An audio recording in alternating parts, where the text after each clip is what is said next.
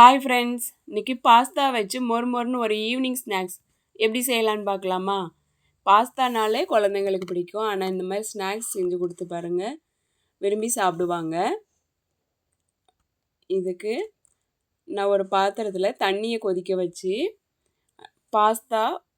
பாஸ்தாவுக்கு தேவையான அளவு உப்பு சேர்த்து பாஸ்தாவை சாஃப்டாக வேக வச்சு எடுத்துக்கிறேன். இப்போது பாஸ்தாவில் உள்ள தண்ணியை வடிச்சுக்கிட்டு ஒரு பாத்திரத்தில் குளிர்ந்த தண்ணியை சேர்த்து வேக வச்ச பாஸ்தாவை இந்த தண்ணியில் சேர்த்து எடுத்துக்கிறேன். இப்படி செய்யும்போது பாஸ்தா ஒட்டாமல் இருக்கும். இந்த தண்ணியில் இருந்து பாஸ்தாவை தனியாக எடுத்து வச்சிடணும். தனியாக எடுத்து வச்ச பாஸ்தாவோட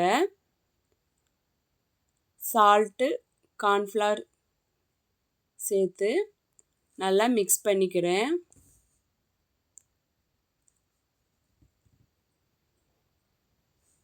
மிக்ஸ் பண்ணி இதை ஒரு 1/2 hour அப்படியே விட்டுக்கிறேன்.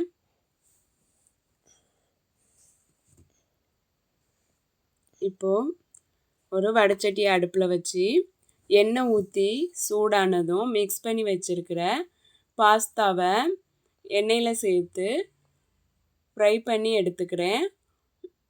மீடியம் ஃப்ளேமில் வச்சு ஃப்ரை பண்ணி எடுக்கணும். கோல்டன் கலர் வந்ததும் எடுத்துடலாம். இப்போது ஃப்ரை பண்ணி எடுத்த பாஸ்தாவோட